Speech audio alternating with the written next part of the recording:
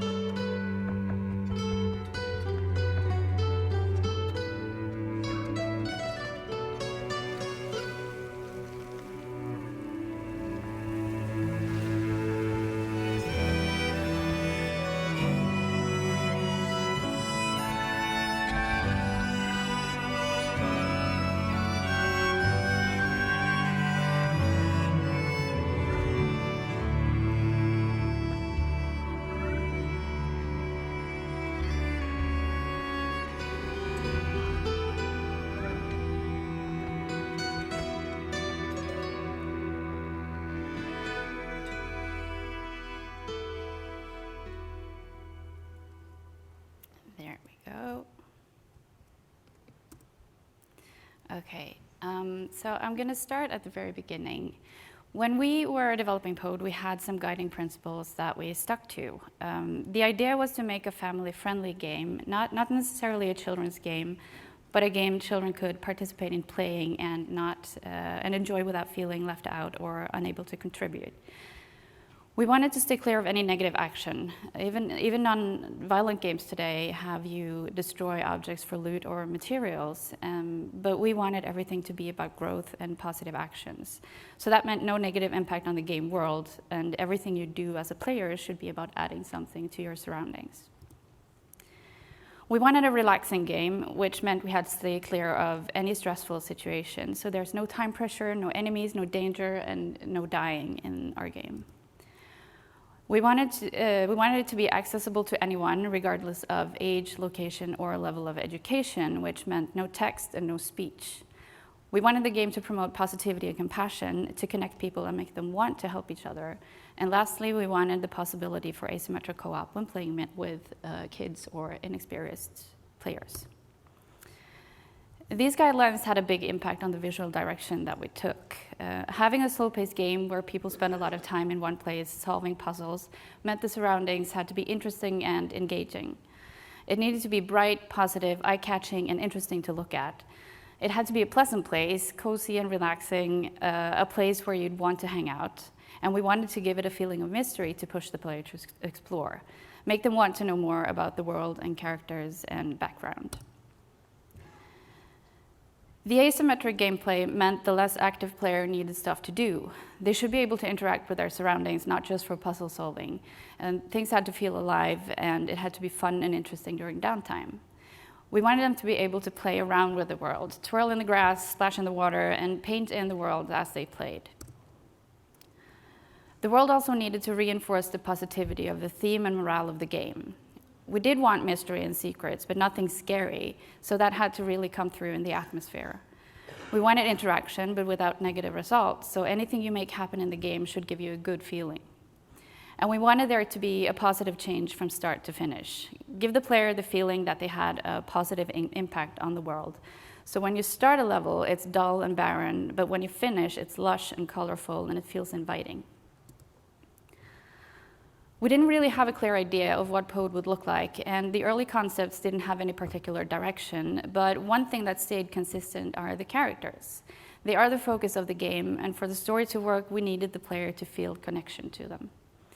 As we explored, this cute, cartoony style started to emerge, but we still didn't have a clear direction, so we kind of turned to games and movies we liked for inspiration. And what stuck out to us was the cultural influences that you see in a lot of things. For example, you see a lot of Japanese influences in pop culture today.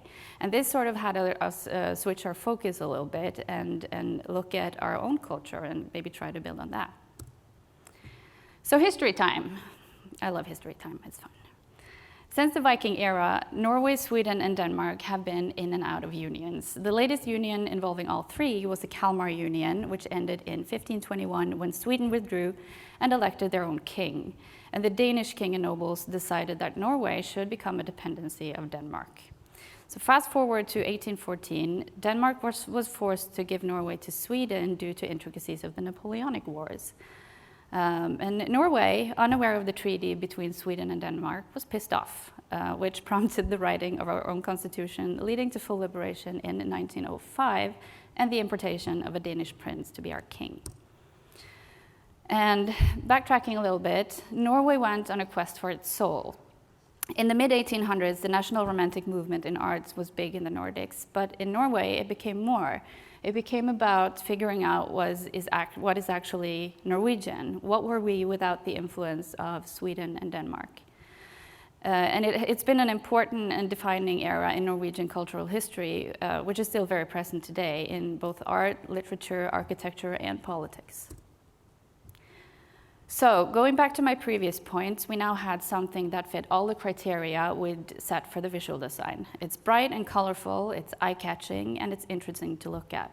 It's pleasant and cozy, the motifs are relaxing, and the environments are beautiful. It's mysterious, especially the landscapes. You kind of want to enter them and explore, and there's almost this supernatural atmosphere to them.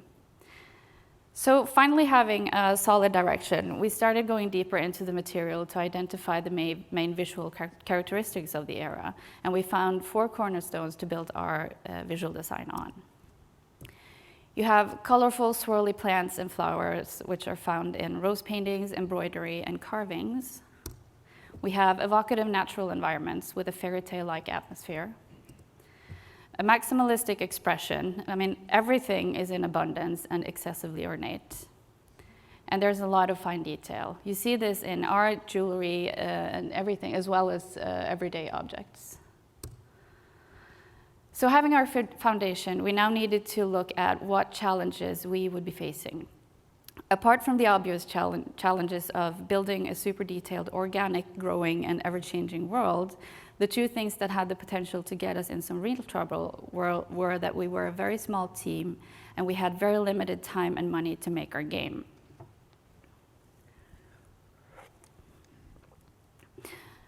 At this point, the company had just split in half, so we started the project with only 4 people.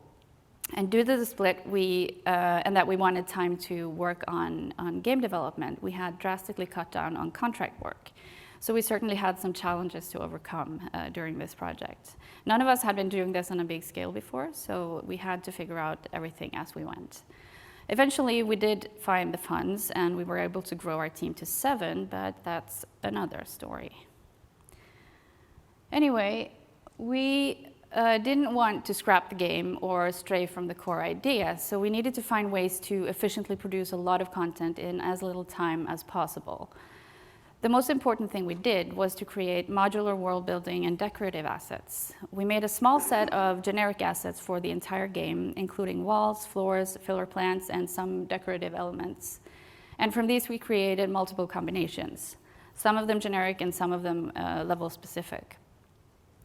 Then we had a small set of level-specific plant assets to give each level its distinct look. Mushrooms and pine cones for the pine woods level, and cloudberries and cotton grass for the birch woods, and so on and so on. We did the same with textures. We had some generic textures with a few variations, and level-specific textures with different colors and patterns. And this approach makes each level feel new in spite of the reuse of assets. Unique floral and crystal combinations give each level the feel of its own shape and texture. The combination of generic assets and level-specific assets give the impression of a much bigger variety than there actually is. And the unique color scheme for each level reinforce the idea that when you enter a new level, everything is completely different from what you've seen so far. Another thing we did was to make small playable areas. There are 9 different levels in the game, all based on different parts of Norwegian nature. And each level is split into smaller rooms. Varying the size of the rooms prevents the feeling of repetition. So going from a tiny room to a more open one, shifting from moving in depth to moving horizontally or vertically. Completely closed-in rooms versus open area ones, always keeping the navigational space relatively small, but giving the illusion of big, open, bottomless spaces.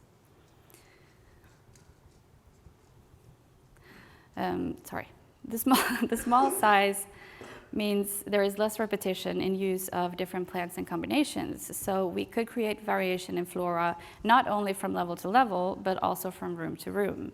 Introducing new level-specific plants and crystals and combinations the further into a level you go makes it feel like the world is constantly evolving throughout the game. Having a fixed camera made it easier to have control of floral compositions. All compositions are set up to grow in a pattern relative to the camera, and this gives a less random and more decorative feel, emphasizing the influence of traditional rose painting, which would be incredibly difficult to pull off if the player could view the compositions from different angles. Having full control of what the player would see at any given time made optimization easier, as we could limit the use of growing and moving objects. And it's what allowed us to do grass the way we did as well. It looks absolutely horrible from the wrong angle, and it's nothing but visual trickery that makes it look lush and beautiful. It also opened up for extensive use of fake lighting. All the bleeding volumetric light in this game is fake.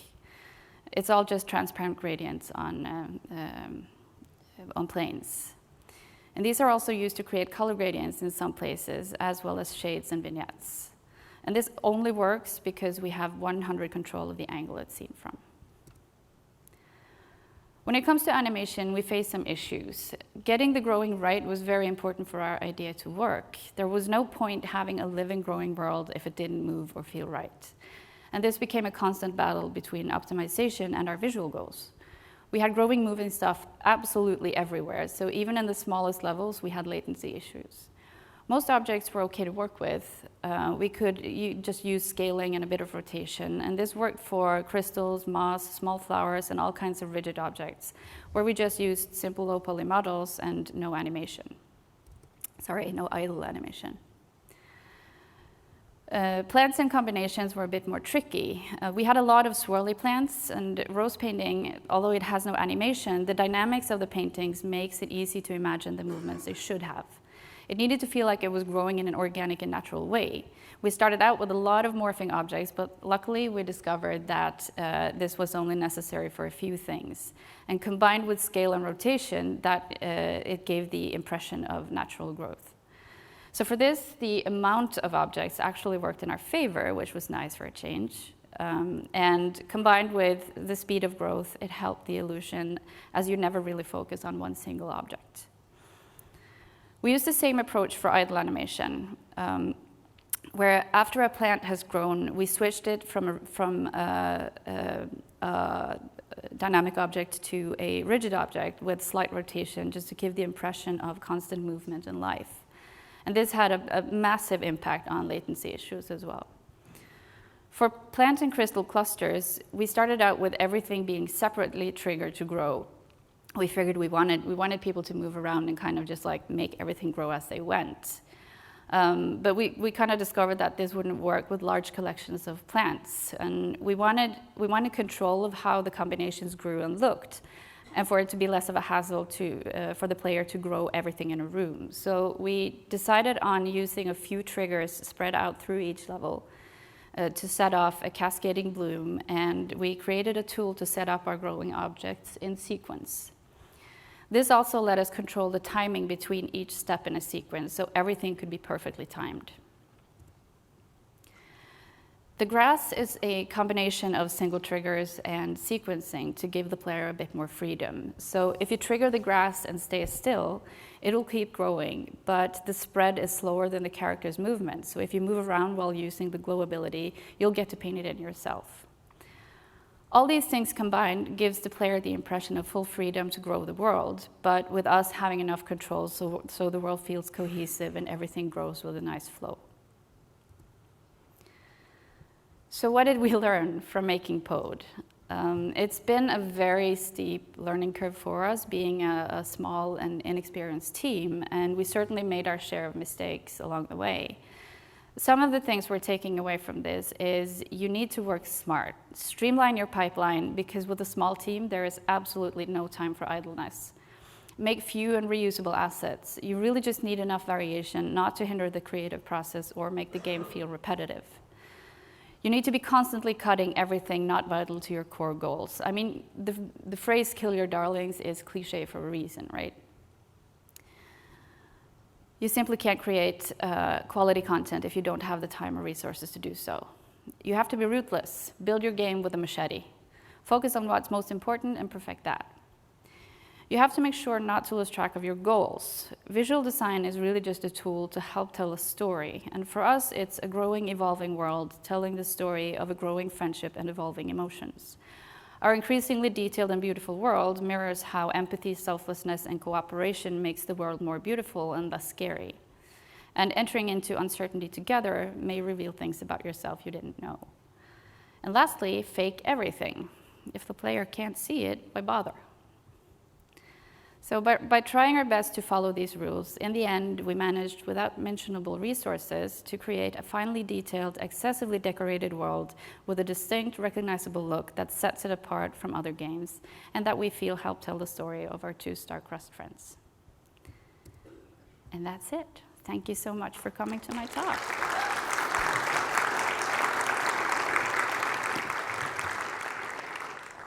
I think we have time for a few questions. Yeah? So if anyone has any questions for me? I think we have microphones on either side of or in either aisle here. Okay. Have a good day, everyone. Question. Oh, you have a question, okay. I was curious, since everything's about like the growth of plants, how your approach to like differentiating levels from each other through color was, since you're probably going to tend towards staying towards like greenery, how you work within that to differentiate. So like I said, we had, there were the 9 different levels, and each of those are based on different parts of Norwegian nature. So we have kind of a level that represents the fjords, then we have one representing the high mountains, the glaciers, and stuff like that. So what we did was taking our color schemes from each of those areas and kind of finding what is unique to that area and how can we use the color scheme on our already existing assets to make it to have that come through in the game. Thank you. Yeah. Hi, everyone. Hi.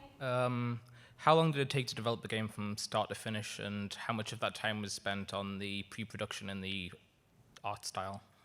So we started the game in June of 2015. So it took roughly 3 years for the entire thing to be finished. And to be honest, it was, being such a small team, being only 4 people in the start, it's a lot of back and forth between all, like finding a style, starting the production. So everything was sort of parallel for the first few years.